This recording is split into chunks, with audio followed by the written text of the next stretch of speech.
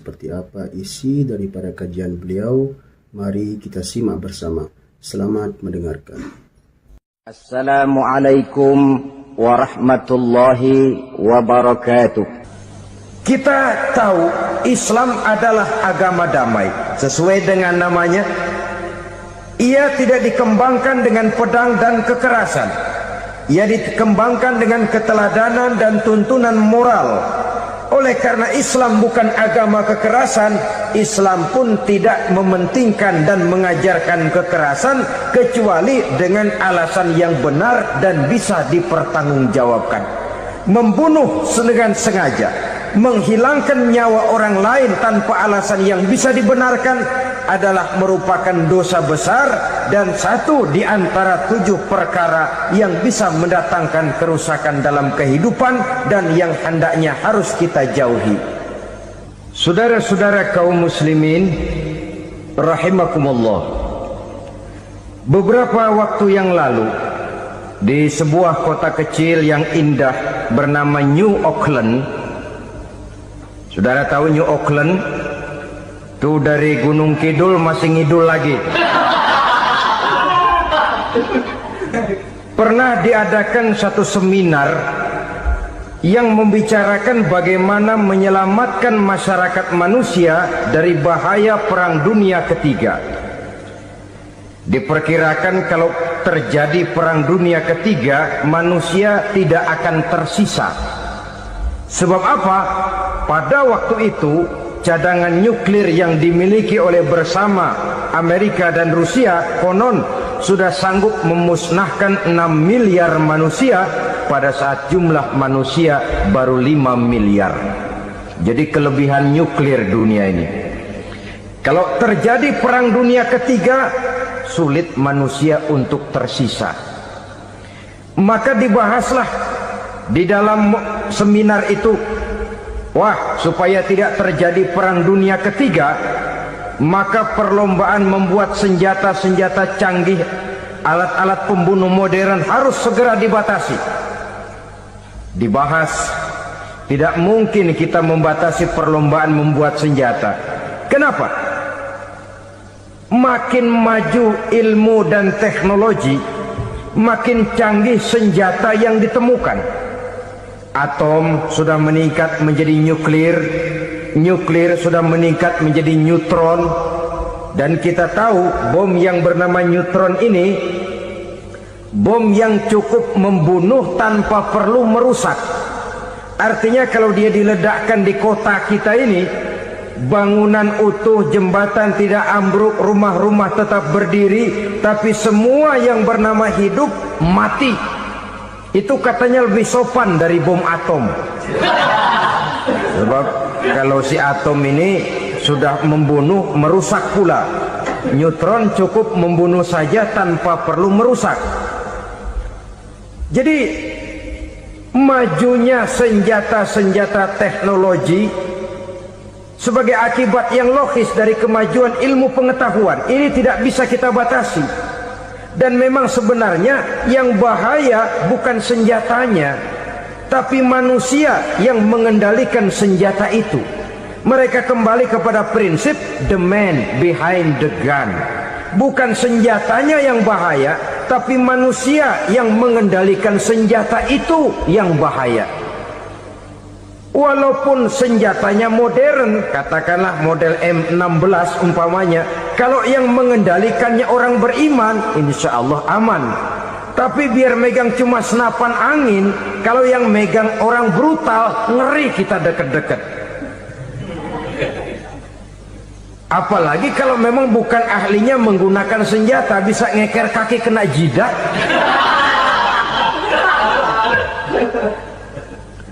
Mereka kembali kepada prinsip lama yang tetap baru. Bukan senjatanya yang harus dibatasi, manusia yang mengendalikan senjata itu yang perlu dibicarakan. Nah, kalau begitu, agar manusia tidak mempergunakan senjata sewenang-wenang, apa yang harus kita lakukan? Ya, manusianya harus bermoral. Ya, tapi moral yang mana? Di dunia ini banyak ajaran tentang moral. Itu pun mudah saja. Di sini kan kita undang saja ahli dari berbagai agama untuk membicarakan konsep perdamaian menurut agamanya masing-masing. Baik, setuju itu, setuju. Maka tampillah para ahli agama, mereka kembali kepada prinsip moral daripada konsep yang terkandung di dalam ajaran agama untuk menegakkan perdamaian. Mula-mula naiklah ahli dari agama Hindu, dibacakan konsep perdamaian menurut ajaran agama Hindu, bahwa untuk damai manusia harus meninggalkan nafsu keduniaannya, menempuh samsara dan sebagainya untuk mencapai nirwana, menjauhi kemegahan dan kemewahan dunia. Ini lalu dibahas, rasanya juga tidak mungkin ini. Kemudian dari agama Nasrani, bahwa untuk damai manusia harus menciptakan sifat kasih sayang. Kalau ditampar pipi kiri, berikan pipi yang kanan.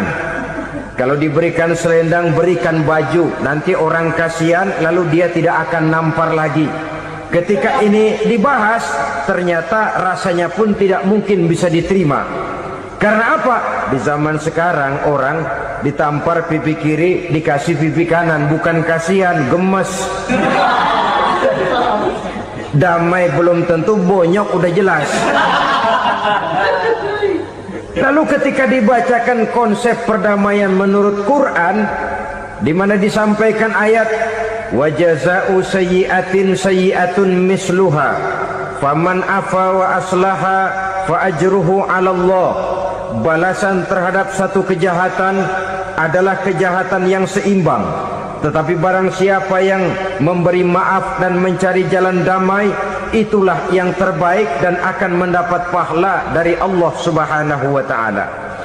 Kamu tidak salah ditampar pipi kirimu, tampar lagi pipi kirinya sekeras dia menampar pipi kirimu. Nanti orang tidak mau menampar kita karena dia tahu kalau dia tampar kita, dia akan menderita tamparan sekeras dia menampar kita.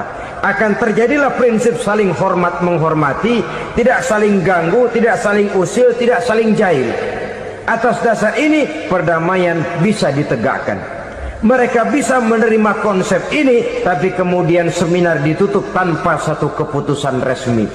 Kenapa? Terus terang mereka kagum dengan konsep Islam, tapi sentimen lama terhadap nilai-nilai Islam telah menutup mata mereka untuk menerima kebenaran dari ajaran Al-Quranul Karim. Saudara-saudara kaum muslimin rahimakumullah, kembali kita kepada persoalan pokok. Roh adalah dari Allah, dia akan kembali kepada Allah, milik mutlak dari Allah. Tidak pantas kita merampasnya dari orang lain. Tidak wajar kita menghilangkannya tanpa alasan yang dibenarkan oleh agama. Di zaman sekarang, akibat persaingan hidup yang makin tajam, lapangan kerja yang makin sulit, tensi ekonomi yang makin tinggi, atau karena nilai moral yang makin rendah, atau juga karena rapuhnya pegangan orang kepada agama, nyawa rasanya sudah sedemikian murahnya. Berbagai kasus membuat berdiri bulu roma kita. Ada mayit, ada manusia dipotong 6, dicincang macam kambing. Ada yang dipotong 5, ada yang dipotong 13, dikardusin, dibuang ke tempat sampah. Inna lillahi wa inna ilaihi raji'un. Gejala apa ini? Kanibalisme. Manusia sudah demikian sadisnya, manusia sudah sedemikian buasnya, sehingga sesama manusia diperlakukan seperti hewan. Padahal hewan sendiri belum pernah macan makan macan, bagaimanapun buasnya macan. Belum pernah serigala memakan serigala, bagaimanapun brutalnya serigala. Tetapi manusia makan manusia di zaman sekarang kadang jadi kenyataan dalam kehidupan kita. Kadang persoalannya remeh saja, soal uang 200 perak, pisau bicara, nyawa melayang. Soal rokok sebatang, celurit bicara, nyawa melayang. Soal-soal yang sama sekali tidak prinsip, begitu mudah kita menghilangkan nyawa orang lain. Padahal Nabi pernah memperingatkan, apabila dua orang muslim sudah berkelahi dan berbunuh-bunuhan, al-qatil wal maqtul finnar, yang membunuh dan yang terbunuh dua-duanya neraka. Sahabat heran, ya Rasul, kalau yang terbunuh, kalau yang membunuh masuk neraka itu sih wajar, tapi yang terbunuh kenapa neraka juga? Beliau menjawab, dua-duanya sudah punya niat untuk saling membunuh. Niatnya itu yang diponten. Yang terbunuh cuman lagi apos aja, keduluan dia. Umpama tidak terbunuh, pasti dia yang akan membunuh.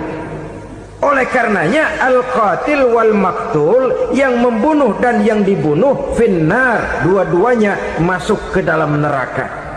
Islam menghormati kehidupan, tidak hanya terbatas kepada sesama muslim, orang-orang yang berlainan agama pun yang mau hidup berukun, damai, berdampingan dengan umat Islam, jiwa mereka, darah mereka dilindungi oleh nilai-nilai Islam yang disebut dengan kafir zimmi ini.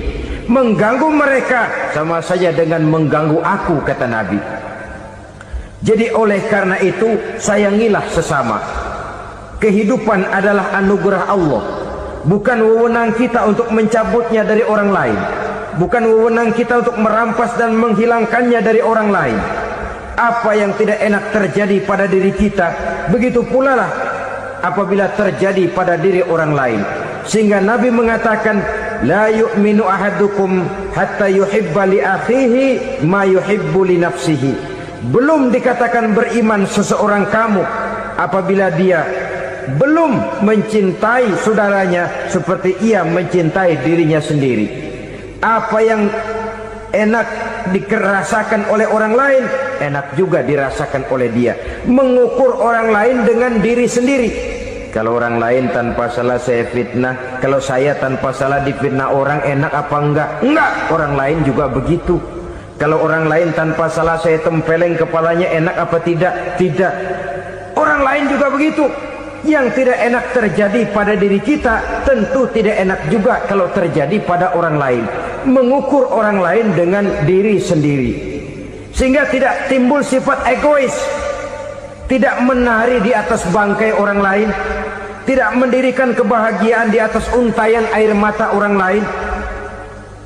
Sehingga dengan demikian, saudara-saudara, dia bisa menghormati kehidupan, menghormati orang lain sebagaimana dia ingin dihormati. Untuk menghancurkan nilai-nilai iman, dibanjiri kita dengan paham-paham yang merusak dan mendangkalkan akidah, baik ia bernama materialisme, baik ia bernama sekularisme, baik ia bernama banjirnya maksiat dan munkarat, baik ia bernama banjirnya peradaban dan kebudayaan yang menghancurkan moral daripada anak-anak kita. Sedikit demi sedikit melenturkan dan melunturkan nilai-nilai keimanan kita, untuk kemudian pada waktunya nilai iman itu akan bertukar dan berganti menjadi nilai syirik kepada Allah Subhanahu wa ta'ala. Atau pada sisi lain, menjadikan yang selain Allah sebagai tujuan akhir daripada kehidupan kita. Sedangkan kita sama-sama maklum bahwa di dalam pandangan agama Islam, dosa yang tidak berampun, dosa yang terbesar, termasuk dalam kategori bapak moyangnya dosa, tidak lain adalah syirik, yakni menyekutukan Allah Subhanahu wa ta'ala. Pola penghancuran iman ini memang berstrategi. Ditawarkan kita kepada paham materialisme, paham kebendaan, di mana otak menempati urutan sebagai ranking pertama, Tuhan jatuh pada urutan kedua. Lalu menyusul kepada paham sekularisme, Allah dipisahkan dari seluruh kegiatan hidup ini, untuk pada gilirannya menjadikan yang selain Allah sebagai tujuan akhir daripada seluruh kegiatan hidup kita. Oleh karenanya, kewajiban menjaga nilai-nilai iman ini merupakan kewajiban yang mulia tetapi berat. Tidak hanya untuk kita, tetapi juga bagaimana mewariskannya kepada anak-anak kita, generasi yang akan datang. Orang-orang tua bijaksana yang diceritakan di dalam Al-Quran Kalau sudah berpikir tentang anak-anaknya, pertanyaan yang paling mereka risaukan ialah ma ta'buduna min ba'di. Anakku, kalau pada satu saat aku, ayahmu sudah tidak ada lagi di dunia ini, meninggalkan kamu semua, ma ta'buduna min ba'di, apa yang akan kamu sembah nak? Jikalau sekarang ayahmu masih mau ke masjid, masih mau melakukan rukuk dan sujud, masih beribadah menyembah Allah Subhanahu wa ta'ala, kalau orang tuamu sudah tidak ada, ma ta'buduna min ba'di, masihkah engkau mau datang ke masjid? Masihkah engkau mau rukuk dan sujud? Masihkah engkau mau menyembah Allah Subhanahu wa ta'ala? Pertanyaan ini yang dipikirkan oleh Nabi Yakub kepada putra-putranya. Pertanyaan ini yang diteruskan oleh Nabi Ibrahim kepada anak-anaknya. Pertanyaan ini yang diwariskan oleh generasi ulama salafus saleh kepada para generasi berikutnya. Bagaimana kita generasi sekarang? Kita orang-orang tua sekarang bukan berfikir ma ta'buduna min ba'di, malah yang kita pikirkan ma ta'kuluna min ba'di. Kalau bapak tidak ada nanti kamu makan apa nak? Perkara kamu nyembah apa? Urusan nomor 18. Yang penting kamu nanti hidup bisa makan nak. Maka kita sibuk mewariskan harta kepada anak-anak kita. Kita sibuk mewariskan kebun dan tanah kepada anak-anak kita. Kita sibuk mewariskan pabrik kepada anak-anak kita, sementara kita lupa mewariskan intan yang paling mahal, mewariskan mutiara yang paling berharga, yaitu nilai iman kepada Allah Subhanahu wa ta'ala. Alangkah baiknya apabila warisan harta, warisan tanah dan kebun, warisan rumah dan pabrik didasari lebih dahulu dengan mewariskan nilai iman kepada Allah Subhanahu wa ta'ala. Sebagai orang-orang tua, kita boleh bersedih kalau anak kita tidak mengerti komputer. Kita boleh bersedih kalau anak kita tidak mengerti matematika. Kita boleh bersedih kalau anak kita tidak mengerti bahasa Inggris. Tapi sewajarnya lebih bersedihlah kita orang tua jikalau mempunyai anak yang tidak kenal Allah sebagai Tuhannya, yang kemudian tidak mau rukuk dan sujud kepada Allah Tuhannya. Itulah kemalangan yang paling malang bila kita meninggalkan generasi yang tidak bertauhid kepada Allah Subhanahu wa ta'ala. Betapapun anak kita tidak ngerti komputer, saudara, paling-paling kerugiannya cuma kerugian dunia. Masuk dia ke alam barzakh, Munkar Nakir tidak akan sempat tanya kau belajar komputer apa tidak. Kumpul dia di padang mahsyar, malaikat juga tidak akan tanya matematikamu nilainya berapa. Yang ditanya kau kenal Allah, kau rukuk dan sujud kepadanya, kau pernah datang ke masjid. Oleh karena itu sekali lagi, menjaga nilai iman tidak hanya untuk kita, tetapi juga mewariskannya kepada anak-anak kita, generasi yang akan datang. Sungguh kemalangan yang paling besar apabila kita meninggalkan anak-anak kita. Mereka kita tinggalkan lemah ekonominya, itu tidak baik. Mereka kita tinggalkan lemah otaknya, itu pun akan membuat mereka tertinggal oleh yang lain. Tapi yang paling celaka, jikalau kita tinggalkan mereka dalam kondisi lemah imannya, rapuh akidahnya, tidak baik dan tidak betul keyakinan hidupnya.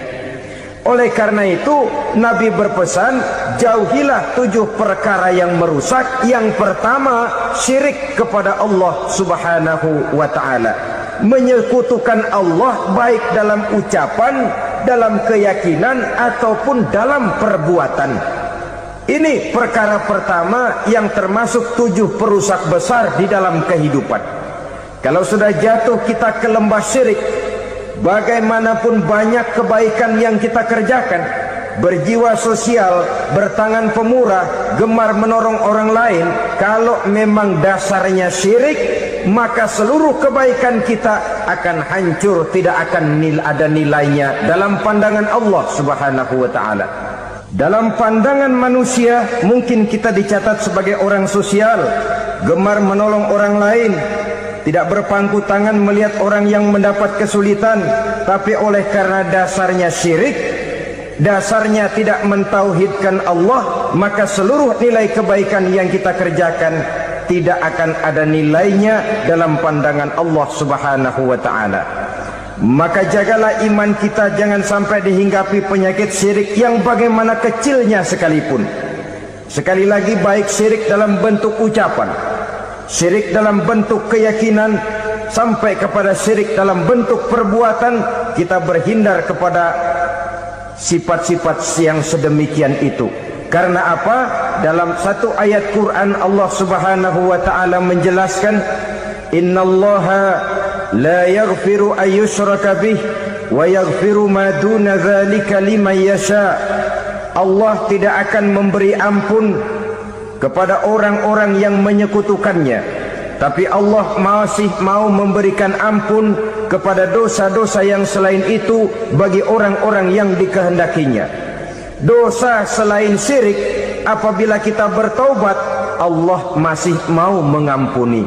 Tapi kalau sudah jatuh ke tempat syirik, itu sudah dosa yang tidak berampun. Taubatnya tidak lain melepas syirik, kembali kepada tauhid, berkeyakinan bahwa hanya ada Allah Subhanahu wa ta'ala, Tuhan satu-satunya yang lam yalid walam yulad walam yakul lahu kufuwan ahad. Tidak beranak, tidak pula diperanakkan, dan tidak satupun yang dapat menyerupai Tuhan Allah Subhanahu wa ta'ala. Saudara-saudara kaum muslimin rahimakumullah, bahwa kita di zaman sekarang memang tidak menyembah berhala, ya. Bahwa kita tidak berterang-terangan mengatakan Tuhan lebih dari satu, memang. Bahwa kita tidak berkeyakinan Tuhan itu punya anak atau diperanakkan, tentu. Tapi dalam perbuatan dan i'tiqad, kita kadang-kadang jatuh tanpa kita sadari ke tempat yang bernama syirik ini. Oleh karenanya, di zaman di mana teknologi makin canggih, di mana kemajuan pembangunan makin menjangkau berbagai aspek kehidupan, diperlukan keseimbangan antara kemajuan fisik material dengan kemajuan mental spiritual.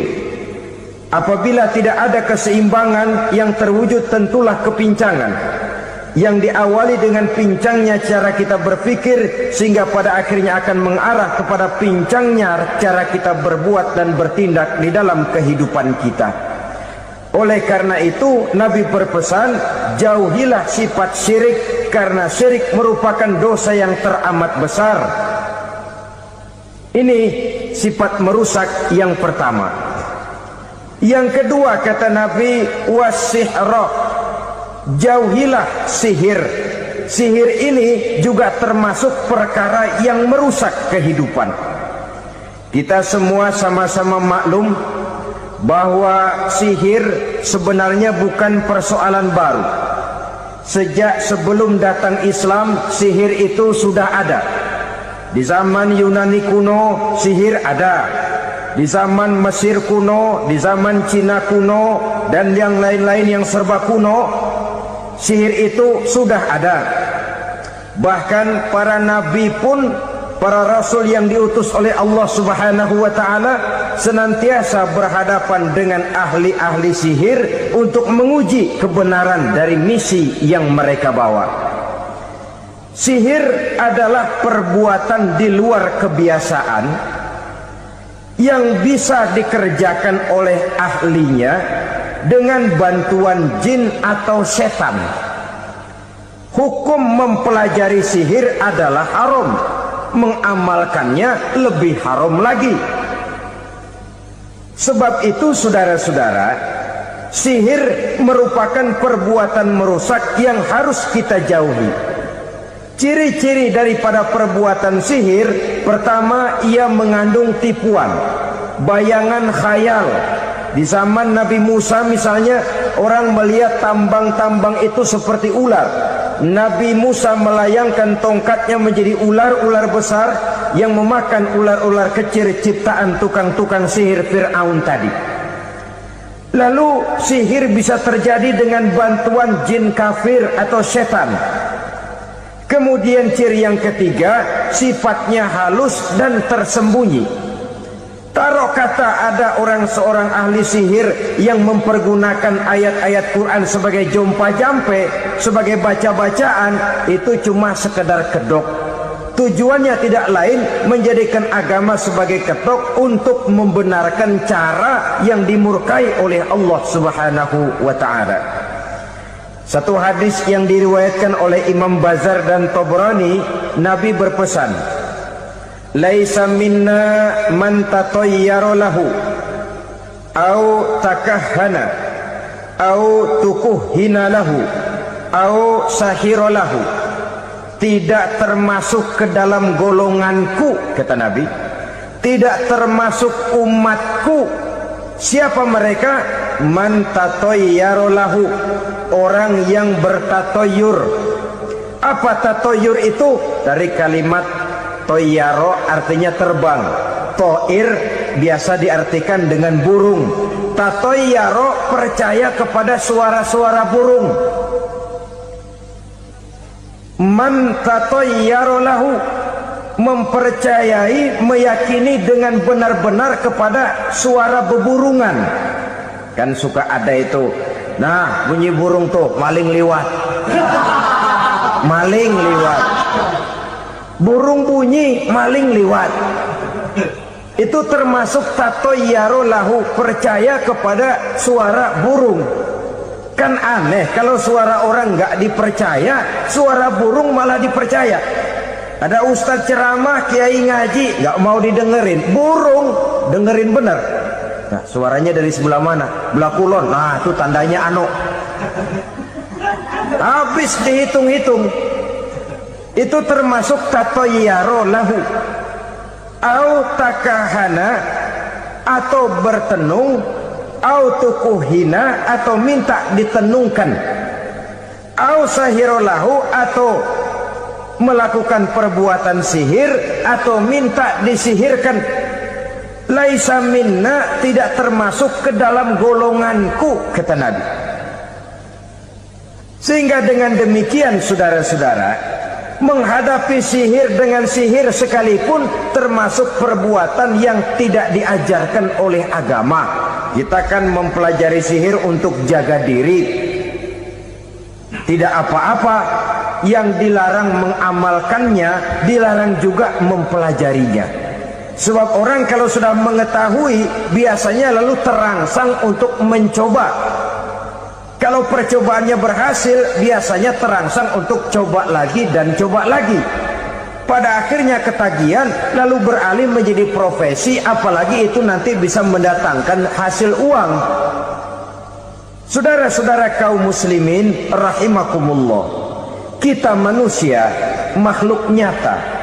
Kita hidup di alam nyata, terikat oleh sunnatullah, causality.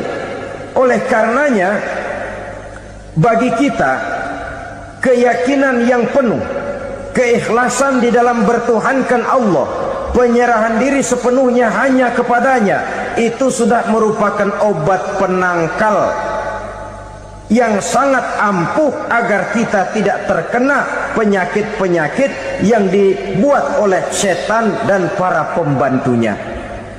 Sehingga beberapa ayat Quran mengajarkan, misalnya a'udzu bikalimatillahi tammati min syarri ma khalaq, atau bismillazi la yadurru ma'asmihi syai'un fil ardi wala fis sama', dengan menyebut nama Allah yang tidak bisa mendatangkan bahaya sedikit pun, dari baik yang datang dari langit maupun yang datang dari bumi. Jiwa yang kosong dari keyakinan yang penuh kepada Allah, jiwa yang penuh was-was dan ragu-ragu, itu yang mudah terserang oleh penyakit-penyakit yang dikerjakan oleh para tukang-tukang sihir, yaitu oleh setan dan seluruh para pembantunya.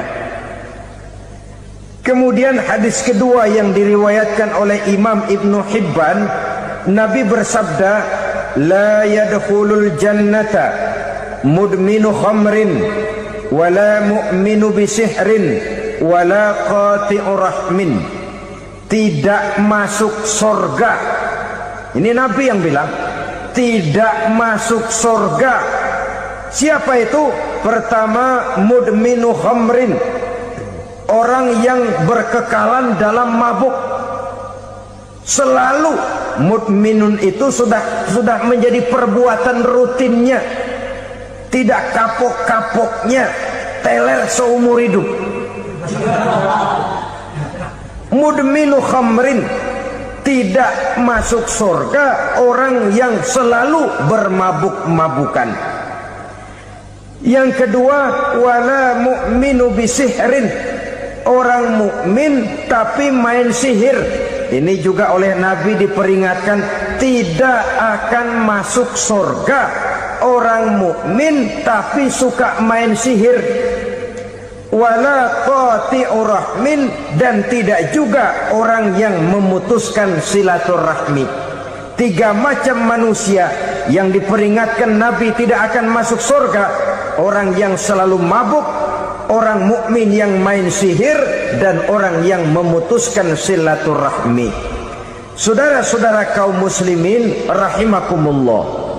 Lalu orang berkata, kenapa dilarang kita bersihir? Padahal Rasul sendiri kan punya mukjizat. Nah, kita memang harus membedakan antara mukjizat dengan sihir.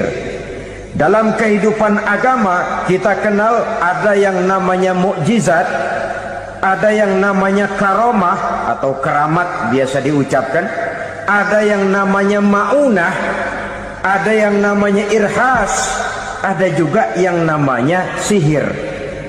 Kesemuanya ini berbeda, saudara-saudara. Yang dinamakan mukjizat itu khusus untuk para rasul saja.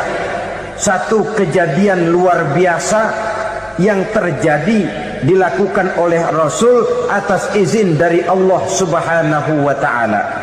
Perbedaannya dengan sihir jelas.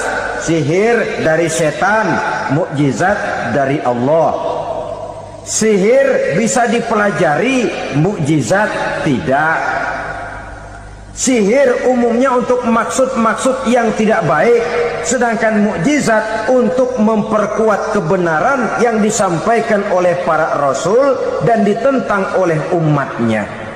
Bahkan kafir Quraisy dahulu menganggap orang-orang ahli sihir itu berada dalam satu posisi yang hina, sehingga mereka mengatakan dan menuduh Nabi Muhammad sebagai tukang sihir. Tuduhan sebagai tukang sihir adalah tuduhan yang sangat aib dan hina. Di tengah masyarakat kufar jahiliyah, kedudukan tukang sihir dipandang sebagai kedudukan yang hina, sehingga mereka mengejek Nabi dengan sebutan tukang sihir. Jadi mukjizat hanya untuk Rasul saja. Kemudian karomah. Karomah ini asal kata dari karoma, kehormatan, kemuliaan yang diberikan Allah kepada hamba-hambanya yang rajin mendekatkan diri kepadanya. Oleh karena ketekunannya melaksanakan ibadah, Allah memberikan keistimewaan kepada orang itu, yang dengan keistimewaannya dia bisa mengerjakan yang tidak bisa dikerjakan oleh orang lain. Karomah hanya bisa dicapai dengan prestasi ibadah. Kalau sihir, mau ibadah apa enggak, asal dia belajar, bersatu dan berteman dengan setan, memenuhi persyaratan-persyaratan setan, biasanya lalu bisa. Sedangkan karomah tidak mungkin terwujud tanpa orang mendekatkan diri sedekat-dekatnya kepada Allah Subhanahu wa ta'ala. Maka kita lihat biasanya orang-orang yang punya ilmu sihir, mukanya rata-rata nggak enak dilihat.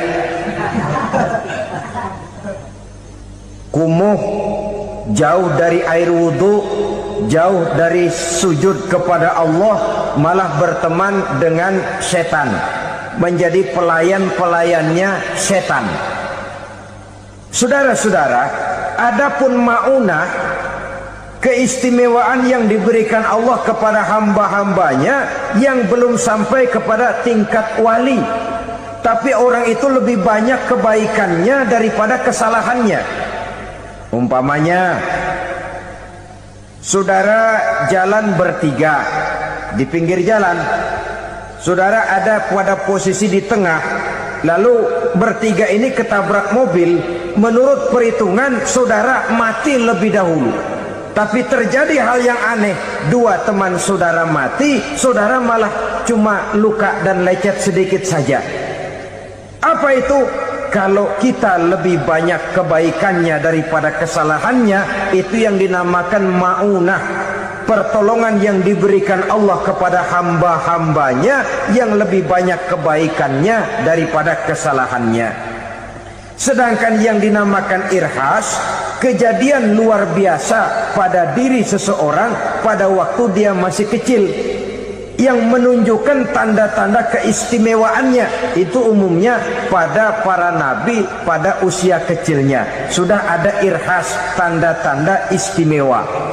Jelas baik mukjizat, karomah, maunah maupun irhas berbeda dengan sihir. Sihir ini jelas saja merupakan bantuan dan persekutuan antara manusia dengan setan.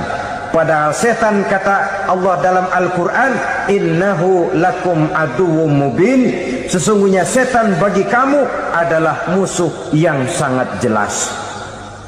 Saudara-saudara kaum muslimin rahimakumullah, di zaman sekarang dalam menghadapi beban kehidupan yang makin pelik, menghadapi stres yang tidak kunjung selesai, menghadapi persoalan-persoalan yang teramat berat, orang sering mencari jalan keluar kepada hal-hal yang menurut pendapatnya bisa meringankan beban moralnya itu.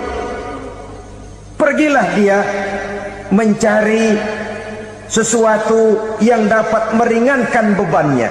Dan tidak jarang yang jatuh ke pangkuan tukang-tukang tenung, ke pangkuan tukang-tukang sihir, yang mereka itu oleh Quran dijelaskan kadzabal munajjimun walau sodaku. Tukang-tukang tenung, tukang-tukang sihir, mereka itu bohong walaupun benar. Maksudnya bohong walaupun benar, artinya kalau yang mereka kerjakan benar, itu sih kebenaran. Benar dengan kebenaran itu lain.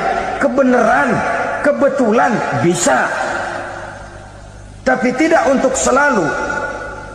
Apalagi kalau itu sudah membahayakan kehidupan orang lain. Jadi oleh karena itu Nabi berpesan, jauhilah daripada sihir. Kalau sudah jauhilah dari sihir, artinya ya jauhilah daripada mempelajarinya, jauhilah daripada bergaul dengan orang-orang yang ahli di bidang itu, karena dari pergaulan segalanya bisa menular. Baiklah saudara, ini yang kedua.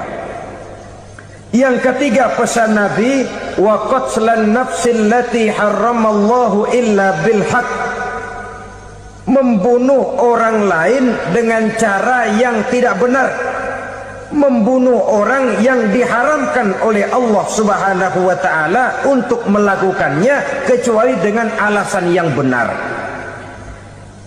Kita tahu Islam adalah agama damai, sesuai dengan namanya. Ia tidak dikembangkan dengan pedang dan kekerasan. Ia dikembangkan dengan keteladanan dan tuntunan moral. Oleh karena Islam bukan agama kekerasan, Islam pun tidak mementingkan dan mengajarkan kekerasan kecuali dengan alasan yang benar dan bisa dipertanggungjawabkan. Membunuh dengan sengaja, menghilangkan nyawa orang lain tanpa alasan yang bisa dibenarkan adalah merupakan dosa besar dan satu di antara 7 perkara yang bisa mendatangkan kerusakan dalam kehidupan dan yang hendaknya harus kita jauhi. Saudara-saudara kaum muslimin rahimakumullah, beberapa waktu yang lalu di sebuah kota kecil yang indah bernama New Auckland. Saudara tahu New Auckland? Itu dari Gunung Kidul masih ngidul lagi. Pernah diadakan satu seminar yang membicarakan bagaimana menyelamatkan masyarakat manusia dari bahaya Perang Dunia Ketiga. Diperkirakan kalau terjadi Perang Dunia Ketiga, manusia tidak akan tersisa. Sebab apa? Pada waktu itu cadangan nuklir yang dimiliki oleh bersama Amerika dan Rusia konon sudah sanggup memusnahkan 6 miliar manusia pada saat jumlah manusia baru 5 miliar. Jadi kelebihan nuklir dunia ini. Kalau terjadi perang dunia ketiga, sulit manusia untuk tersisa. Maka dibahaslah di dalam seminar itu, wah, supaya tidak terjadi perang dunia ketiga, maka perlombaan membuat senjata-senjata canggih, alat-alat pembunuh modern harus segera dibatasi. Dibahas, tidak mungkin kita membatasi perlombaan membuat senjata. Kenapa? Makin maju ilmu dan teknologi, makin canggih senjata yang ditemukan.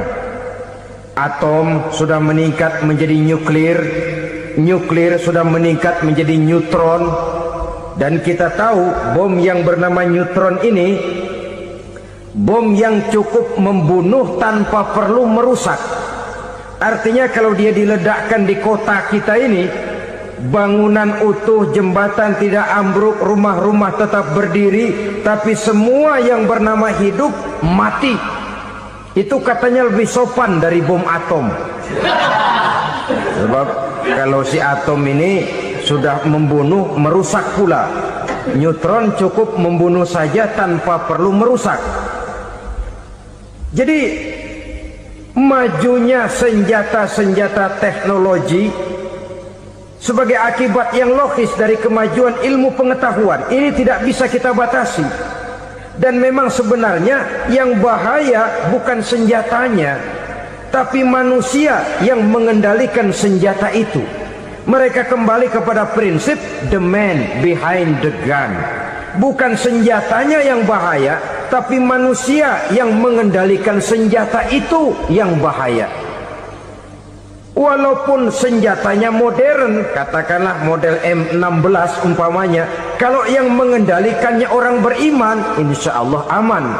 Tapi biar megang cuma senapan angin, kalau yang megang orang brutal, ngeri kita deket-deket. Apalagi kalau memang bukan ahlinya menggunakan senjata, bisa ngeker kaki kena jidat.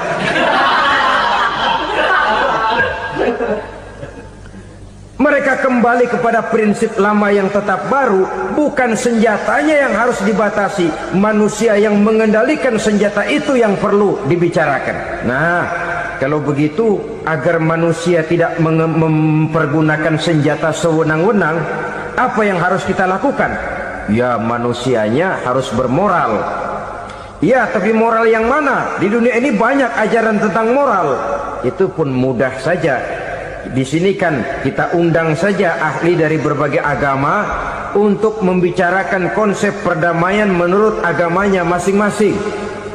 Baik, setuju itu? Setuju.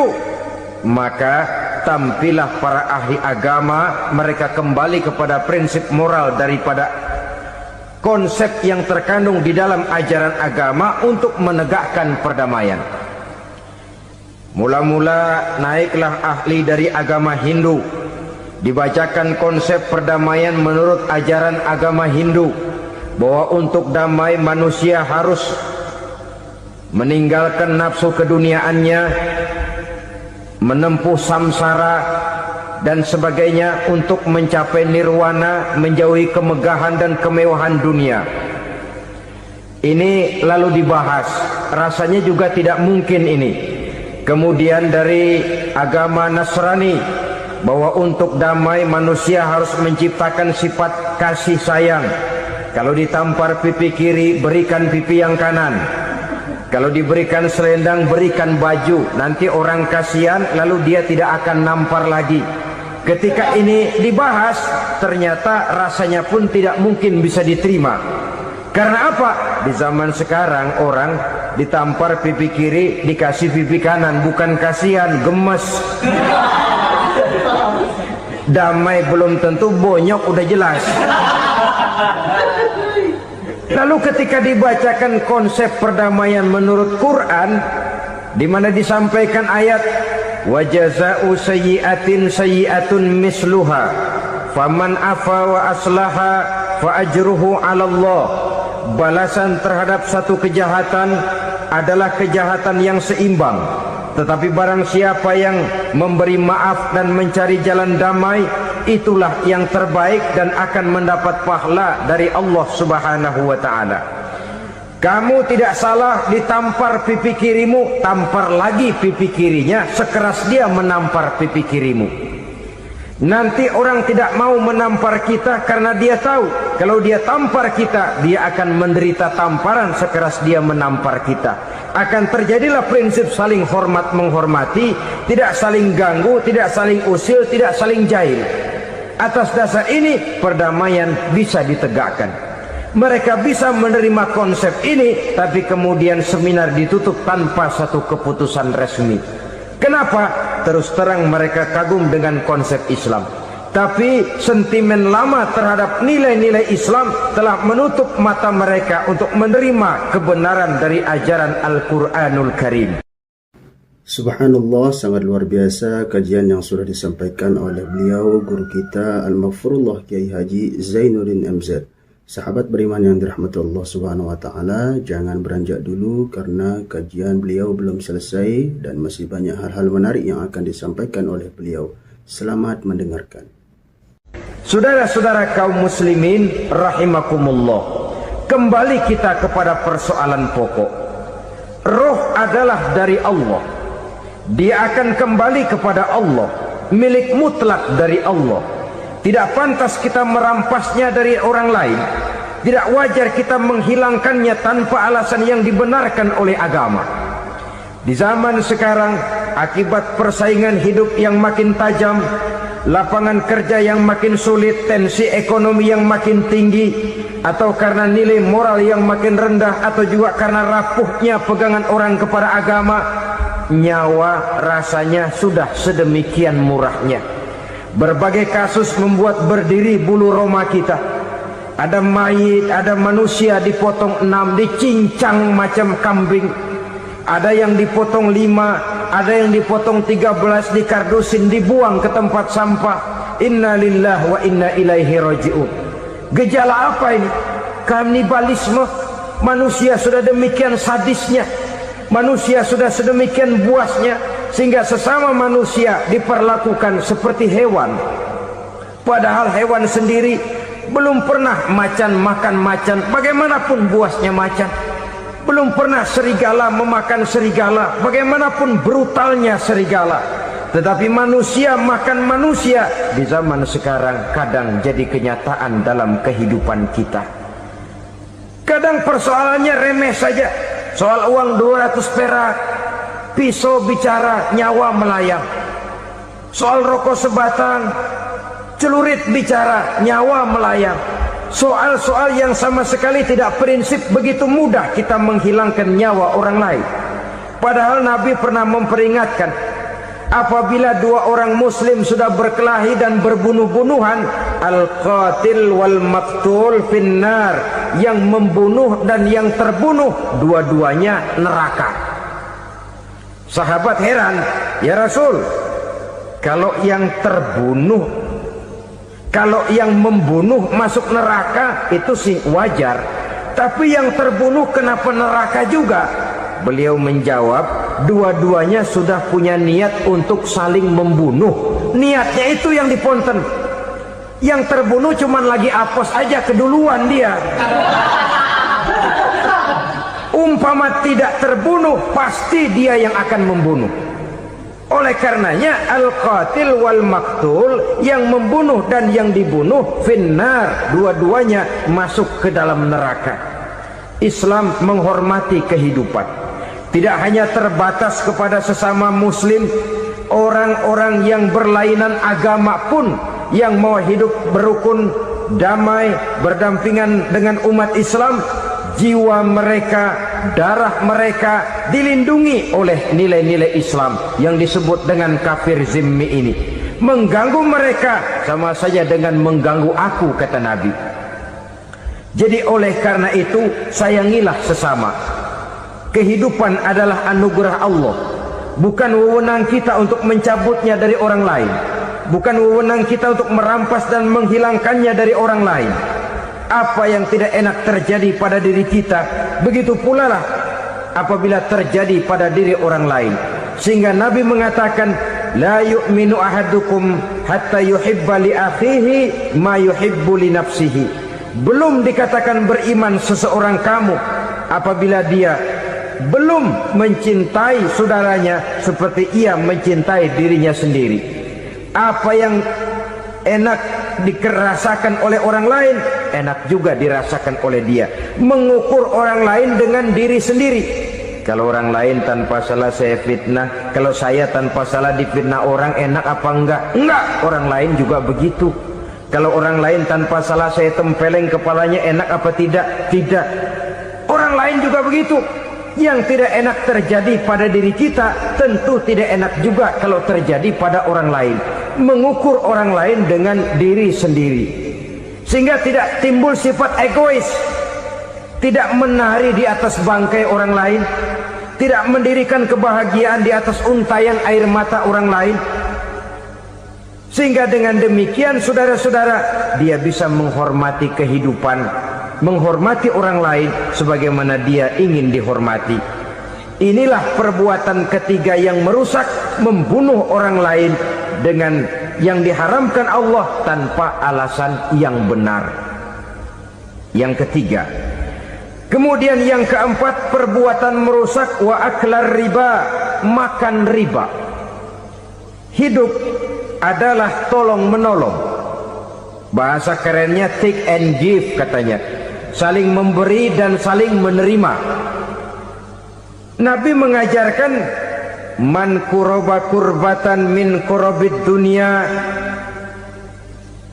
karaballahu lahu kurbatan min kurabi yaumal qiyamah.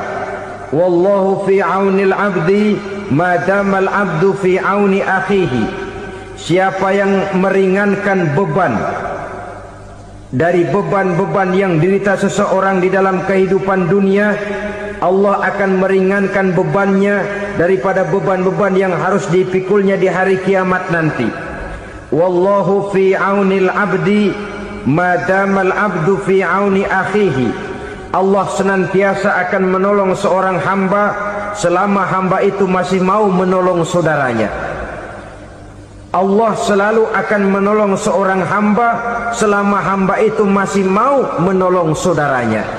Apabila kita sudah berpangku tangan terhadap kesulitan orang lain, biasanya pun pada saat kita mendapat kesulitan, kita akan sulit juga memperoleh pertolongan.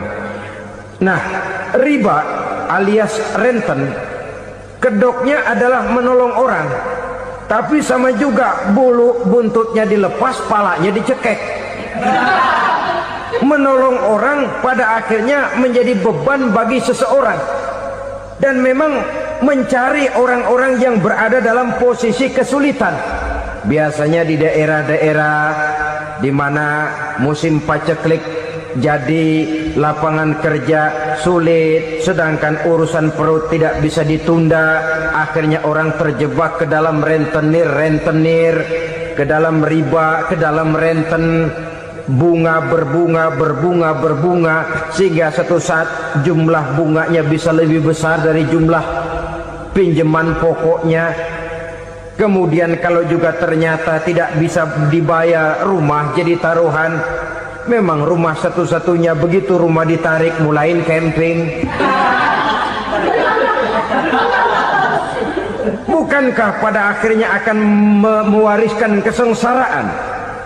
Oleh karena itu, kepada kita berusahalah jangan berhubungan dengan rentenir, jangan makan renten dan riba. Kepada mereka yang melaksanakan riba, walaupun mendatangkan keuntungan materi, tapi percayalah, harta yang didapat dengan jalan riba tidak akan membawa keberkahan.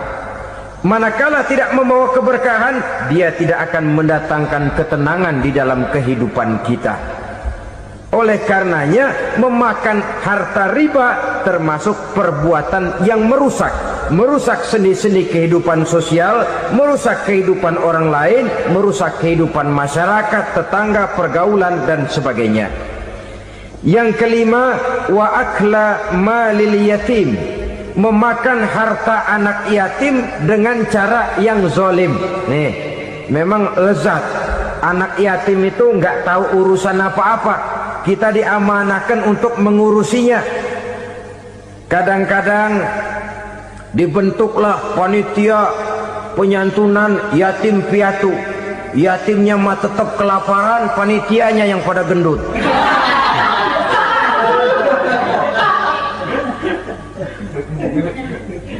Padahal memakan harta anak yatim termasuk perbuatan dosa besar, dan menjantuni yatim merupakan perbuatan mulia.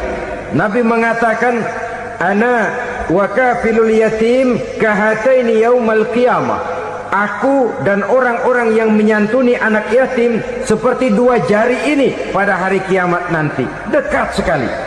Jikalau ingin di hari akhir nanti dekat dengan Rasul, bersahabatlah dengan anak-anak yatim. Jadilah pengurus anak-anak yatim. Bangunlah panti-panti asuhan yatim. Pada saat bapak ibunya meninggal, kitalah yang menjadi orang tuanya. Bahkan sedemikian besar perhatian Islam terhadap anak-anak yatim ini, sehingga Quran memberikan peringatan, ara'aital ladzi yukadzibu bid-din fadzalikal ladzi yad'ul yatim wa la yahuddu ala ta'amil miskin. Tahukah kamu siapa orang yang mendustakan agama, beragama tapi dianggap dusta, salatnya dusta, puasanya dusta karena agamanya sudah berdusta. Siapa mereka?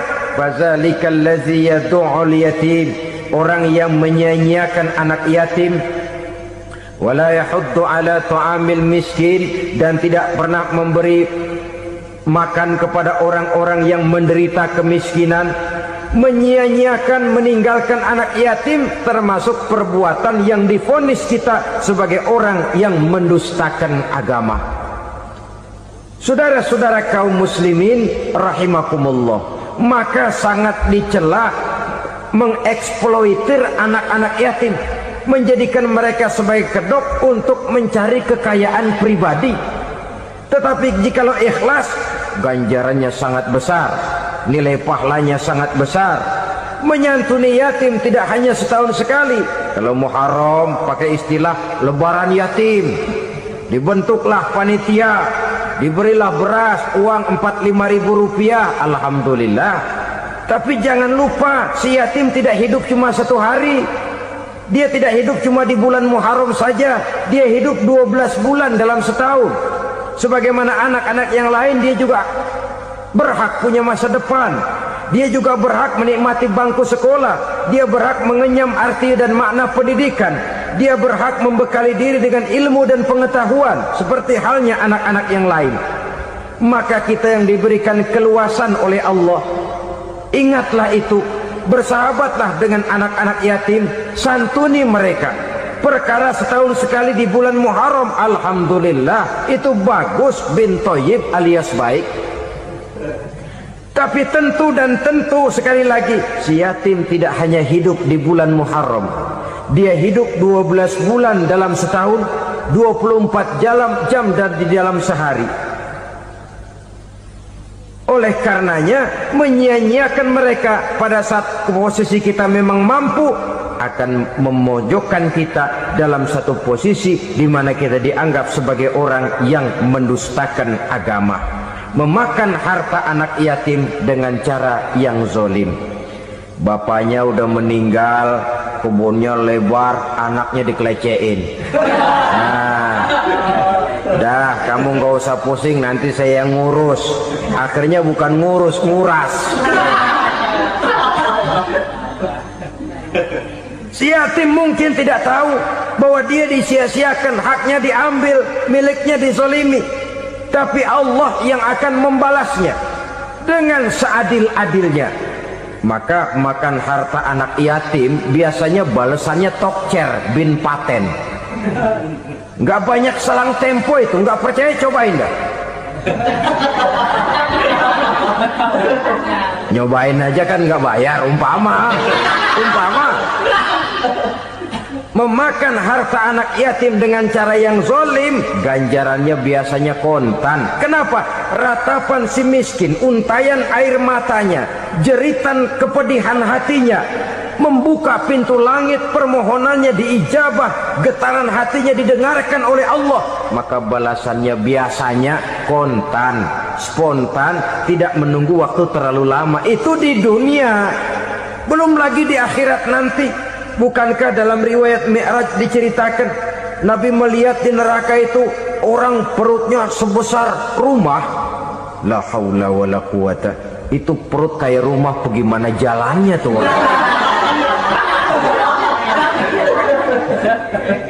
Dan memang gak jalan, diseret-seret oleh malaikat di neraka itu. Hancur perutnya, amburadul itu perut. Berantakan isinya, dibulatkan lagi, diseret lagi, hancur lagi, dibulatkan lagi. Sampai Nabi tanya, orang itu begitu berat siksanya kenapa ya Jibril? Itu Muhammad, waktu di dunia dulu rakus banget makan harta anak yatim. Begitu vonisnya, begitu menyedihkan nasibnya di akhirat. Tapi di dunia pun ketidakberkahan itu sudah membayangi kehidupannya. Oleh karena itu, kepada saudara-saudara yang mendapat titipan anak yatim, berbahagialah, karena semulia-mulia rumah adalah rumah yang di dalamnya ada anak yatim yang disantuni. Sehina-hina rumah adalah rumah di mana di dalamnya ada anak yatim yang disia-siakan. Begitu kata Nabi kita. Rumah yang paling mulia dalam pandangan Allah, rumah yang di dalamnya ada anak yatim yang disantuni. Rumah yang paling hina dalam pandangan Allah, rumah yang di dalamnya ada anak yatim yang nasibnya disia-siakan. Berbahagialah saudara apabila menjadi penyantun anak-anak yatim, pelindung mereka, sehingga mereka mempunyai masa depan sebagaimana anak-anak lainnya. Rasulullah sendiri sedemikian peka terhadap keadaan anak-anak yatim karena beliau sendiri memang mengalami. Umur 6 bulan dalam kandungan ibu, beliau sudah ditinggalkan oleh ayahnya. Pada saat berusia 6 tahun, ibu sudah meninggal. Yatim piatu dalam usia di mana beliau sedang perlu belas kasih seorang ibu dan pengertian seorang bapak. Kepekaan itu lalu timbul, bahkan kemudian sampai kepada beliau berkata, aku dan orang yang menyantuni anak yatim seperti jari tengah dan jari telunjuk di hari akhirat nanti. Sedemikian dekatnya. Baiklah ya, jadi yang kelima, memakan harta anak yatim. Jauhi, karena ini perbuatan yang merusak. Yang keenam, watawalli yaumaz zahfi, melarikan diri pada hari pertempuran. Apa ini? Khianat, tidak konsekuen dengan konsep perjuangan. Pada mulanya keras benar teriak, berantas korupsi, ganyang korupsi, cuma karena belum dapat giliran. Begitu dia naik dapat kesempatan, korupsinya lebih edan dari yang diteriakinya.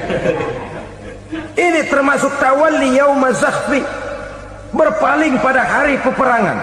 Di saat menghadapi musuh, kalau belum kelihatan musuh, teriaknya nyaring bener. Jangan takut, demi kebenaran sampai titik darah yang paling penghabisan. Musuh belum kelihatan. Begitu musuh sudah kelihatan, paling dulu lari ke belakang. Kalau diajak berjuang ada saja alasannya. Sehingga Quran memberikan peringatan kepada kita semua. Mengapa kamu ini berat? Kalau sudah diajak berjuang di jalan Allah, kakimu seperti terhunjam berakar di perut bumi. Berat untuk melangkah berjuang. Lari dari pertempuran tidak konsekuen dengan konsepsi perjuangan. Mau enaknya saja dalam kondisi yang sulit lalu berpangku tangan. Ini termasuk ciri munafik yang di dalam Al-Quran disindir dengan bahasa kullama adha'a lahum masyawfi wa iza azlama alaihim qamu waktu terang mereka jalan, giliran gelap mereka mandek. Artinya, maksudnya, kalau giliran ada untungnya aja, rame-rame teriak Islam. Tapi begitu diminta berjuang, dituntut berkorban, rame-rame mundur. Waktu dilihat di Islam ada untungnya, rame-rame teriak Islam. Pak, saya Islam banget, Pak. KTP saya Islam, Pak. Pokoknya Islam banget dah. Tapi ketika diminta berjuang, dituntut sedikit berkorban, rame-rame mengundurkan diri. Tahun 65 PKI berontak. Waduh, waktu itu jadi orang Islam untung itu. Nggak dikejar-kejar, aman. Masjid rame, masjid, mobil-mobil mewah parkir di depan musola dan masjid. Kenapa? Waktu itu asal udah ke masjid aman. Islam selamat, untung. Tapi begitu keadaan aman, yang parkir di musola beda butut melulu.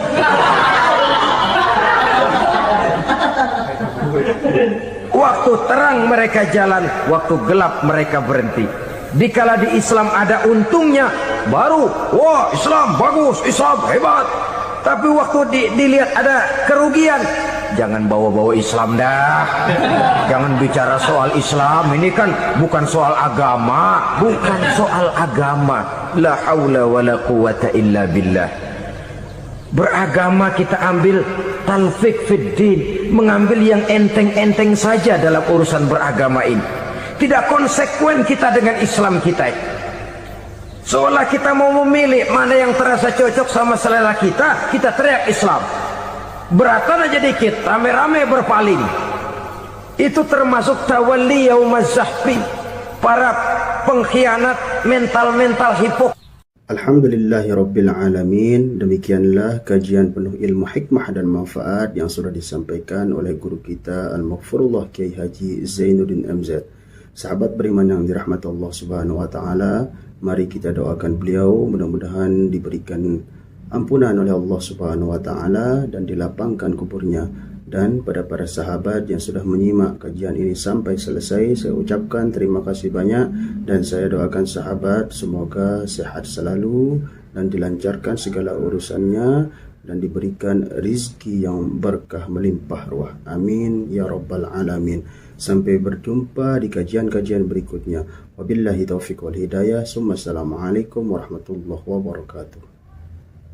Setelah kita mendengarkan bersama kajian dari guru kita Al-Maghfurullah Kiai Haji Zainuddin MZ, sekarang mari kita lanjutkan aktivitas kita masing-masing. Semoga apa yang sudah disampaikan beliau menjadi ilmu yang bermanfaat dalam kehidupan kita sehari-hari. Selamat beraktivitas kembali buat sahabat semuanya dan sukses selalu. Sampai berjumpa di kajian-kajian berikutnya. Wassalamualaikum warahmatullahi wabarakatuh. Assalamualaikum warahmatullahi wabarakatuh. Alhamdulillahilladzi hadana bi'abdihil mukhtari man da'ana ilaihi bi'idni wa qad nadana labbaika ya man dallana wa hadana. Asyhadu an la ilaha illallah wa asyhadu anna Muhammadan abduhu wa rasuluh. La nabiyya ba'da. Amma ba'du. Sahabat beriman yang dirahmati Allah Subhanahu wa taala, alhamdulillah kita bisa berjumpa kembali pada channel ini. Dan pada kesempatan kali ini, marilah kita dengarkan kajian tausiah yang sangat luar biasa yang akan disampaikan oleh guru kita Al-Maghfurullah Kiai Haji Zainuddin MZ. Beliau dikenal dengan dai sejuta umat. Penasaran seperti apa isi daripada kajian beliau? Mari kita simak bersama. Selamat mendengarkan. Assalamualaikum warahmatullahi wabarakatuh. Kita tahu Islam adalah agama damai. Sesuai dengan namanya, ia tidak dikembangkan dengan pedang dan kekerasan.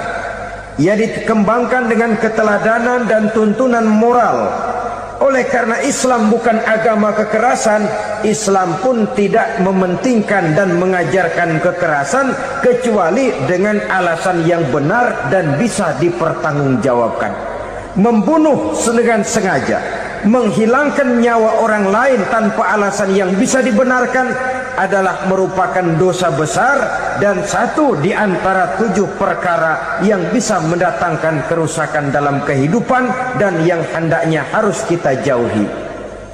Saudara-saudara kaum muslimin rahimakumullah, beberapa waktu yang lalu di sebuah kota kecil yang indah bernama New Auckland. Saudara tahu New Auckland? Tuh dari Gunung Kidul masih ngidul lagi. Pernah diadakan satu seminar yang membicarakan bagaimana menyelamatkan masyarakat manusia dari bahaya Perang Dunia Ketiga. Diperkirakan kalau terjadi Perang Dunia Ketiga, manusia tidak akan tersisa. Sebab apa? Pada waktu itu cadangan nuklir yang dimiliki oleh bersama Amerika dan Rusia konon sudah sanggup memusnahkan 6 miliar manusia pada saat jumlah manusia baru 5 miliar. Jadi kelebihan nuklir dunia ini. Kalau terjadi Perang Dunia Ketiga, sulit manusia untuk tersisa. Maka dibahaslah di dalam seminar itu, wah, supaya tidak terjadi Perang Dunia Ketiga, maka perlombaan membuat senjata-senjata canggih, alat-alat pembunuh modern harus segera dibatasi. Dibahas, tidak mungkin kita membatasi perlombaan membuat senjata. Kenapa? Makin maju ilmu dan teknologi, makin canggih senjata yang ditemukan. Atom sudah meningkat menjadi nuklir, nuklir sudah meningkat menjadi neutron, dan kita tahu bom yang bernama neutron ini bom yang cukup membunuh tanpa perlu merusak. Artinya kalau dia diledakkan di kota kita ini, bangunan utuh, jembatan tidak ambruk, rumah-rumah tetap berdiri, tapi semua yang bernama hidup mati. Itu katanya lebih sopan dari bom atom. Sebab kalau si atom ini sudah membunuh, merusak pula. Neutron cukup membunuh saja tanpa perlu merusak. Jadi majunya senjata-senjata teknologi sebagai akibat yang logis dari kemajuan ilmu pengetahuan ini tidak bisa kita batasi. Dan memang sebenarnya yang bahaya bukan senjatanya, tapi manusia yang mengendalikan senjata itu. Mereka kembali kepada prinsip the man behind the gun. Bukan senjatanya yang bahaya, tapi manusia yang mengendalikan senjata itu yang bahaya. Walaupun senjatanya modern, katakanlah model M16 umpamanya, kalau yang mengendalikannya orang beriman, insya Allah aman. Tapi biar megang cuma senapan angin, kalau yang megang orang brutal, ngeri kita deket-deket. Apalagi kalau memang bukan ahlinya menggunakan senjata, bisa ngeker kaki kena jidat.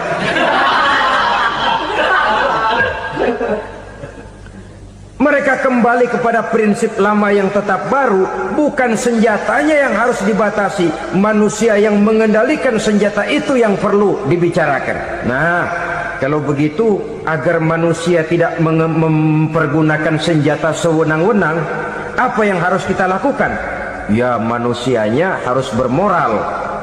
Ya, tapi moral yang mana? Di dunia ini banyak ajaran tentang moral. Itu pun mudah saja. Di sini kan kita undang saja ahli dari berbagai agama untuk membicarakan konsep perdamaian menurut agamanya masing-masing. Baik, setuju itu? Setuju. Maka tampillah para ahli agama, mereka kembali kepada prinsip moral daripada konsep yang terkandung di dalam ajaran agama untuk menegakkan perdamaian. Mula-mula naiklah ahli dari agama Hindu, dibacakan konsep perdamaian menurut ajaran agama Hindu, bahwa untuk damai manusia harus meninggalkan nafsu keduniaannya, menempuh samsara dan sebagainya untuk mencapai nirwana, menjauhi kemegahan dan kemewahan dunia. Ini lalu dibahas, rasanya juga tidak mungkin ini. Kemudian dari agama Nasrani, bahwa untuk damai manusia harus menciptakan sifat kasih sayang, Kalau ditampar pipi kiri, berikan pipi yang kanan. Kalau diberikan selendang, berikan baju. Nanti orang kasihan, lalu dia tidak akan nampar lagi. Ketika ini dibahas, ternyata rasanya pun tidak mungkin bisa diterima. Karena apa? Di zaman sekarang orang ditampar pipi kiri, dikasih pipi kanan. Bukan kasihan, gemes. Damai belum tentu, bonyok udah jelas. Lalu ketika dibacakan konsep perdamaian menurut Quran, di mana disampaikan ayat wa jazaa'u sayyi'atin sayyi'atun misluha faman afa wa aslaha fa ajruhu 'ala Allah. Balasan terhadap satu kejahatan adalah kejahatan yang seimbang. Tetapi barang siapa yang memberi maaf dan mencari jalan damai, itulah yang terbaik dan akan mendapat pahala dari Allah Subhanahu wa ta'ala. Kamu tidak salah ditampar pipi kirimu, tampar lagi pipi kirinya sekeras dia menampar pipi kirimu. Nanti orang tidak mau menampar kita karena dia tahu kalau dia tampar kita, dia akan menderita tamparan sekeras dia menampar kita. Akan terjadilah prinsip saling hormat menghormati, tidak saling ganggu, tidak saling usil, tidak saling jahil. Atas dasar ini perdamaian bisa ditegakkan. Mereka bisa menerima konsep ini, tapi kemudian seminar ditutup tanpa satu keputusan resmi. Kenapa? Terus terang mereka kagum dengan konsep Islam, tapi sentimen lama terhadap nilai-nilai Islam telah menutup mata mereka untuk menerima kebenaran dari ajaran Al-Quranul Karim.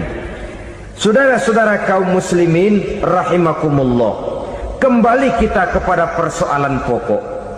Roh adalah dari Allah, dia akan kembali kepada Allah, milik mutlak dari Allah. Tidak pantas kita merampasnya dari orang lain. Tidak wajar kita menghilangkannya tanpa alasan yang dibenarkan oleh agama.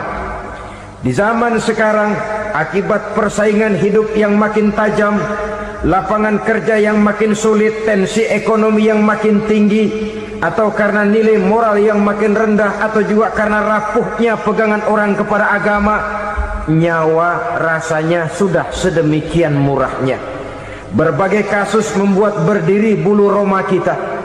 Ada mayit, ada manusia dipotong 6, dicincang macam kambing. Ada yang dipotong 5, ada yang dipotong 13, dikardusin, dibuang ke tempat sampah. Inna lillahi wa inna ilaihi raji'un. Gejala apa ini? Kanibalisme. Manusia sudah demikian sadisnya, manusia sudah sedemikian buasnya, sehingga sesama manusia diperlakukan seperti hewan. Padahal hewan sendiri belum pernah macan makan macan, bagaimanapun buasnya macan. Belum pernah serigala memakan serigala, bagaimanapun brutalnya serigala. Tetapi manusia makan manusia di zaman sekarang kadang jadi kenyataan dalam kehidupan kita. Kadang persoalannya remeh saja, soal uang 200 perak, pisau bicara, nyawa melayang. Soal rokok sebatang, celurit bicara, nyawa melayang.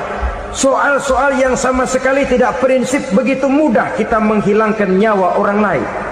Padahal Nabi pernah memperingatkan, apabila dua orang muslim sudah berkelahi dan berbunuh-bunuhan, al-qatil wal maqtul finnar, yang membunuh dan yang terbunuh dua-duanya neraka. Sahabat heran, ya Rasul, kalau yang terbunuh, kalau yang membunuh masuk neraka itu sih wajar, tapi yang terbunuh kenapa neraka juga? Beliau menjawab, dua-duanya sudah punya niat untuk saling membunuh. Niatnya itu yang diponten. Yang terbunuh cuman lagi apes aja, keduluan dia. Umpama tidak terbunuh, pasti dia yang akan membunuh. Oleh karenanya al-qatil wal maqtul, yang membunuh dan yang dibunuh finnar, dua-duanya masuk ke dalam neraka. Islam menghormati kehidupan, tidak hanya terbatas kepada sesama muslim, orang-orang yang berlainan agama pun yang mau hidup berukun, damai, berdampingan dengan umat Islam, jiwa mereka darah mereka dilindungi oleh nilai-nilai Islam yang disebut dengan kafir zimmi ini. Mengganggu mereka sama saja dengan mengganggu aku, kata Nabi. Jadi oleh karena itu, sayangilah sesama. Kehidupan adalah anugerah Allah, bukan wewenang kita untuk mencabutnya dari orang lain, bukan wewenang kita untuk merampas dan menghilangkannya dari orang lain. Apa yang tidak enak terjadi pada diri kita, begitu pula lah apabila terjadi pada diri orang lain. Sehingga Nabi mengatakan, la yu'minu ahadukum hatta yuhibba li akhihi ma yuhibbu li nafsihi. Belum dikatakan beriman seseorang kamu apabila dia belum mencintai saudaranya seperti ia mencintai dirinya sendiri. Apa yang enak dirasakan oleh orang lain, enak juga dirasakan oleh dia. Mengukur orang lain dengan diri sendiri. Kalau orang lain tanpa salah saya fitnah, kalau saya tanpa salah difitnah orang, enak apa enggak? Enggak, orang lain juga begitu. Kalau orang lain tanpa salah saya tempeleng kepalanya, enak apa tidak? Tidak. Orang lain juga begitu. Yang tidak enak terjadi pada diri kita, tentu tidak enak juga kalau terjadi pada orang lain. Mengukur orang lain dengan diri sendiri, sehingga tidak timbul sifat egois, tidak menari di atas bangkai orang lain, tidak mendirikan kebahagiaan di atas untayan air mata orang lain. Sehingga dengan demikian, saudara-saudara, dia bisa menghormati kehidupan, menghormati orang lain sebagaimana dia ingin dihormati. Untuk menghancurkan nilai-nilai iman, dibanjiri kita dengan paham-paham yang merusak dan mendangkalkan akidah. Baik ia bernama materialisme, baik ia bernama sekularisme, baik ia bernama banjirnya maksiat dan munkarat, baik ia bernama banjirnya peradaban dan kebudayaan yang menghancurkan moral daripada anak-anak kita. Sedikit demi sedikit melenturkan dan melunturkan nilai-nilai keimanan kita, untuk kemudian pada waktunya nilai iman itu akan bertukar dan berganti menjadi nilai syirik kepada Allah Subhanahu wa ta'ala. Atau pada sisi lain, menjadikan yang selain Allah sebagai tujuan akhir daripada kehidupan kita. Sedangkan kita sama-sama maklum bahwa di dalam pandangan agama Islam, dosa yang tidak berampun, dosa yang terbesar, termasuk dalam kategori bapak moyangnya dosa, tidak lain adalah syirik, yakni menyekutukan Allah Subhanahu wa ta'ala. Pola penghancuran iman ini memang berstrategi. Ditawarkan kita kepada paham materialisme, paham kebendaan, di mana otak menempati urutan sebagai ranking pertama, Tuhan jatuh pada urutan kedua. Lalu menyusul kepada paham sekularisme, Allah dipisahkan dari seluruh kegiatan hidup ini, untuk pada gilirannya menjadikan yang selain Allah sebagai tujuan akhir daripada seluruh kegiatan hidup kita. Oleh karenanya, kewajiban menjaga nilai-nilai iman ini merupakan kewajiban yang mulia tetapi berat. Tidak hanya untuk kita, tetapi juga bagaimana mewariskannya kepada anak-anak kita, generasi yang akan datang. Orang-orang tua bijaksana yang diceritakan di dalam Al-Quran, kalau sudah berpikir tentang anak-anaknya, pertanyaan yang paling mereka risaukan ialah, ma ta'buduna min ba'di. Anakku, kalau pada satu saat aku, ayahmu sudah tidak ada lagi di dunia ini, meninggalkan kamu semua, ma ta'buduna min ba'di, apa yang akan kamu sembah nak? Jikalau sekarang ayahmu masih mau ke masjid, masih mau melakukan rukuk dan sujud, masih beribadah menyembah Allah Subhanahu wa ta'ala, kalau orang tuamu sudah tidak ada, ma ta'buduna min ba'di, masihkah engkau mau datang ke masjid? Masihkah engkau mau rukuk dan sujud? Masihkah engkau mau menyembah Allah Subhanahu wa ta'ala? Pertanyaan ini yang dipikirkan oleh Nabi Yakub kepada putra-putranya. Pertanyaan ini yang diteruskan oleh Nabi Ibrahim kepada anak-anaknya. Pertanyaan ini yang diwariskan oleh generasi ulama salafus saleh kepada para generasi berikutnya. Bagaimana kita generasi sekarang? Kita orang-orang tua sekarang bukan berfikir ma ta'buduna min ba'di, malah yang kita pikirkan ma ta'kuluna min ba'di. Kalau bapak tidak ada nanti kamu makan apa nak? Perkara kamu nyembah apa? Urusan nomor 18. Yang penting kamu nanti hidup bisa makan nak. Maka kita sibuk mewariskan harta kepada anak-anak kita. Kita sibuk mewariskan kebun dan tanah kepada anak-anak kita. Kita sibuk mewariskan pabrik kepada anak-anak kita, sementara kita lupa mewariskan intan yang paling mahal, mewariskan mutiara yang paling berharga, yaitu nilai iman kepada Allah Subhanahu wa ta'ala. Alangkah baiknya apabila warisan harta, warisan tanah dan kebun, warisan rumah dan pabrik didasari lebih dahulu dengan mewariskan nilai iman kepada Allah Subhanahu wa ta'ala. Sebagai orang-orang tua, kita boleh bersedih kalau anak kita tidak mengerti komputer. Kita boleh bersedih kalau anak kita tidak mengerti matematika. Kita boleh bersedih kalau anak kita tidak mengerti bahasa Inggris. Tapi sewajarnya lebih bersedihlah kita orang tua jikalau mempunyai anak yang tidak kenal Allah sebagai Tuhannya, yang kemudian tidak mau rukuk dan sujud kepada Allah Tuhannya. Itulah kemalangan yang paling malang bila kita meninggalkan generasi yang tidak bertauhid kepada Allah Subhanahu wa ta'ala. Betapapun anak kita tidak ngerti komputer, saudara, paling-paling kerugiannya cuma kerugian dunia. Masuk dia ke alam barzakh, munkar nakir tidak akan sempat tanya kau belajar komputer apa tidak. Kumpul dia di padang mahsyar, malaikat juga tidak akan tanya matematikamu nilainya berapa. Yang ditanya kau kenal Allah, kau rukuk dan sujud kepadanya, kau pernah datang ke masjid. Oleh karena itu sekali lagi, menjaga nilai iman tidak hanya untuk kita, tetapi juga mewariskannya kepada anak-anak kita, generasi yang akan datang.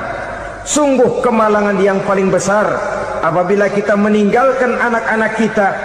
Mereka kita tinggalkan lemah ekonominya, itu tidak baik.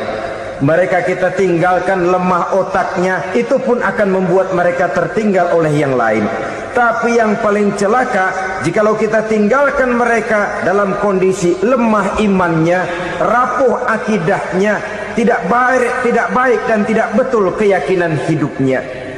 Oleh karena itu Nabi berpesan, jauhilah 7 perkara yang merusak. Yang pertama, syirik kepada Allah Subhanahu wa ta'ala, menyekutukan Allah baik dalam ucapan, dalam keyakinan ataupun dalam perbuatan. Ini perkara pertama yang termasuk 7 perusak besar di dalam kehidupan. Kalau sudah jatuh kita ke lembah syirik, bagaimanapun banyak kebaikan yang kita kerjakan, berjiwa sosial, bertangan pemurah, gemar menolong orang lain, kalau memang dasarnya syirik, maka seluruh kebaikan kita akan hancur, tidak akan ada nilainya dalam pandangan Allah Subhanahu wa ta'ala. Dalam pandangan manusia, mungkin kita dicatat sebagai orang sosial, gemar menolong orang lain, tidak berpangku tangan melihat orang yang mendapat kesulitan. Tapi oleh karena dasarnya syirik, dasarnya tidak mentauhidkan Allah, maka seluruh nilai kebaikan yang kita kerjakan tidak akan ada nilainya dalam pandangan Allah Subhanahu wa ta'ala. Maka jagalah iman kita, jangan sampai dihinggapi penyakit syirik yang bagaimana kecilnya sekalipun. Sekali lagi, baik syirik dalam bentuk ucapan, syirik dalam bentuk keyakinan, sampai kepada syirik dalam bentuk perbuatan, kita berhindar kepada sifat-sifat yang sedemikian itu. Karena apa? Dalam satu ayat Quran Allah Subhanahu wa ta'ala menjelaskan, innallaha la yaghfiru ayyushraka bih wa yaghfiru ma duna dzalika liman yasha. Allah tidak akan memberi ampun kepada orang-orang yang menyekutukannya, tapi Allah masih mau memberikan ampun kepada dosa-dosa yang selain itu bagi orang-orang yang dikehendakinya. Dosa selain syirik, apabila kita bertaubat, Allah masih mau mengampuni. Tapi kalau sudah jatuh ke tempat syirik, itu sudah dosa yang tidak berampun. Taubatnya tidak lain melepas syirik, kembali kepada tauhid, berkeyakinan bahwa hanya ada Allah Subhanahu wa ta'ala, Tuhan satu-satunya yang lam yalid walam yulad walam yakul lahu kufuwan ahad. Tidak beranak, tidak pula diperanakkan, dan tidak satupun yang dapat menyerupai Tuhan Allah Subhanahu wa ta'ala. Saudara-saudara kaum muslimin rahimakumullah, bahwa kita di zaman sekarang memang tidak menyembah berhala, ya. Bahwa kita tidak berterang-terangan mengatakan Tuhan lebih dari satu, memang. Bahwa kita tidak berkeyakinan Tuhan itu punya anak atau diperanakkan, tentu. Tapi dalam perbuatan dan i'tiqad, kita kadang-kadang jatuh tanpa kita sadari ke tempat yang bernama syirik ini. Oleh karenanya, di zaman di mana teknologi makin canggih, di mana kemajuan pembangunan makin menjangkau berbagai aspek kehidupan, diperlukan keseimbangan antara kemajuan fisik material dengan kemajuan mental spiritual. Apabila tidak ada keseimbangan, yang terwujud tentulah kepincangan, yang diawali dengan pincangnya cara kita berpikir, sehingga pada akhirnya akan mengarah kepada pincangnya cara kita berbuat dan bertindak di dalam kehidupan kita. Oleh karena itu, Nabi berpesan, jauhilah sifat syirik, karena syirik merupakan dosa yang teramat besar. Ini sifat merusak yang pertama. Yang kedua, kata Nabi, wasihra, jauhilah sihir. Sihir ini juga termasuk perkara yang merusak kehidupan. Kita semua sama-sama maklum bahwa sihir sebenarnya bukan persoalan baru. Sejak sebelum datang Islam, sihir itu sudah ada. Di zaman Yunani kuno, sihir ada. Di zaman Mesir kuno, di zaman Cina kuno, dan yang lain-lain yang serba kuno, sihir itu sudah ada. Bahkan para nabi pun, para rasul yang diutus oleh Allah Subhanahu wa ta'ala, senantiasa berhadapan dengan ahli-ahli sihir untuk menguji kebenaran dari misi yang mereka bawa. Sihir adalah perbuatan di luar kebiasaan yang bisa dikerjakan oleh ahlinya dengan bantuan jin atau setan. Hukum mempelajari sihir adalah haram, mengamalkannya lebih haram lagi. Sebab itu saudara-saudara, sihir merupakan perbuatan merusak yang harus kita jauhi. Ciri-ciri daripada perbuatan sihir, pertama, ia mengandung tipuan, bayangan khayal. Di zaman Nabi Musa misalnya, orang melihat tambang-tambang itu seperti ular. Nabi Musa melayangkan tongkatnya menjadi ular-ular besar yang memakan ular-ular kecil ciptaan tukang-tukang sihir Fir'aun tadi. Lalu sihir bisa terjadi dengan bantuan jin kafir atau setan. Kemudian ciri yang ketiga, sifatnya halus dan tersembunyi. Taruh kata ada seorang ahli sihir yang mempergunakan ayat-ayat Quran sebagai jompa-jampe, sebagai baca-bacaan, itu cuma sekedar kedok. Tujuannya tidak lain menjadikan agama sebagai ketok untuk membenarkan cara yang dimurkai oleh Allah Subhanahu wa ta'ala. Satu hadis yang diriwayatkan oleh Imam Bazar dan Tabrani, Nabi berpesan, laisa minna man tatayyara lahu au takahhana au tukuhhina lahu au sahira lahu. Tidak termasuk ke dalam golonganku, kata Nabi. Tidak termasuk umatku. Siapa mereka? Man tatayyara lahu, orang yang bertatoyur Apa tatoyur itu? Dari kalimat toyaro, artinya terbang. Toir biasa diartikan dengan burung. Tatoyaro percaya kepada suara-suara burung. Man tatoyaro lahu, mempercayai, meyakini dengan benar-benar kepada suara beburungan. Kan suka ada itu, nah bunyi burung tuh, maling liwat. Maling liwat, burung bunyi, maling liwat. Itu termasuk tatoyaro lahu, percaya kepada suara burung. Kan aneh kalau suara orang nggak dipercaya, suara burung malah dipercaya. Ada ustadz ceramah, kiai ngaji, nggak mau didengerin, burung dengerin bener. Nah, suaranya dari sebelah mana? Belah kulon. Nah, itu tandanya anu. Habis dihitung-hitung. Itu termasuk tatoyaro lahu. Au takahana, atau bertenung, au tukuhina, atau minta ditenungkan. Au sahiro lahu, atau melakukan perbuatan sihir, atau minta disihirkan. Laisa minna, tidak termasuk ke dalam golonganku, kata Nabi. Sehingga dengan demikian saudara-saudara, menghadapi sihir dengan sihir sekalipun termasuk perbuatan yang tidak diajarkan oleh agama. Kita kan mempelajari sihir untuk jaga diri, tidak apa-apa. Yang dilarang mengamalkannya, dilarang juga mempelajarinya. Sebab orang kalau sudah mengetahui, biasanya lalu terangsang untuk mencoba. Kalau percobaannya berhasil, biasanya terangsang untuk coba lagi dan coba lagi.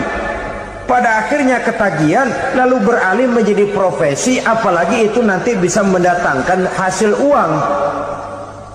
Saudara-saudara kaum muslimin rahimakumullah, kita manusia makhluk nyata, kita hidup di alam nyata, terikat oleh sunnatullah, causality.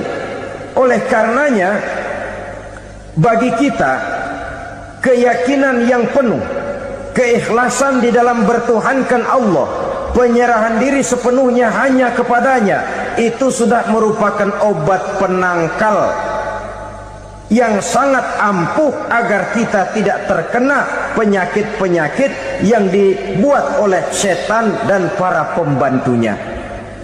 Sehingga beberapa ayat Quran mengajarkan, misalnya a'udzu bikalimatillahi tammati min syarri ma khalaq, atau bismillazi la yadurru ma'asmihi syai'un fil ardi wala fis sama, dengan menyebut nama Allah yang tidak bisa mendatangkan bahaya sedikit pun, dari baik yang datang dari langit maupun yang datang dari bumi. Jiwa yang kosong dari keyakinan yang penuh kepada Allah, jiwa yang penuh was-was dan ragu-ragu, itu yang mudah terserang oleh penyakit-penyakit yang dikerjakan oleh para tukang-tukang sihir, yaitu oleh setan dan seluruh para pembantunya. Kemudian hadis kedua yang diriwayatkan oleh Imam Ibnu Hibban, Nabi bersabda, la yadkhulul jannata mudminu khamrin wala mu'minu bisihrin wala qati'ur rahmin. Tidak masuk surga. Ini Nabi yang bilang, tidak masuk surga. Siapa itu? Pertama, mudminu khamrin, orang yang berkekalan dalam mabuk. Selalu mudminun itu sudah menjadi perbuatan rutinnya, tidak kapok-kapoknya, teler seumur hidup. Mudminu khamrin, tidak masuk surga orang yang selalu bermabuk-mabukan. Yang kedua, wala mu'minu bisihrin, orang mukmin tapi main sihir. Ini juga oleh Nabi diperingatkan, tidak akan masuk surga orang mukmin tapi suka main sihir. Wala qati'ur rahmin, dan tidak juga orang yang memutuskan silaturahmi. Tiga macam manusia yang diperingatkan Nabi tidak akan masuk surga, orang yang selalu mabuk, orang mukmin yang main sihir, dan orang yang memutuskan silaturahmi. Saudara-saudara kaum muslim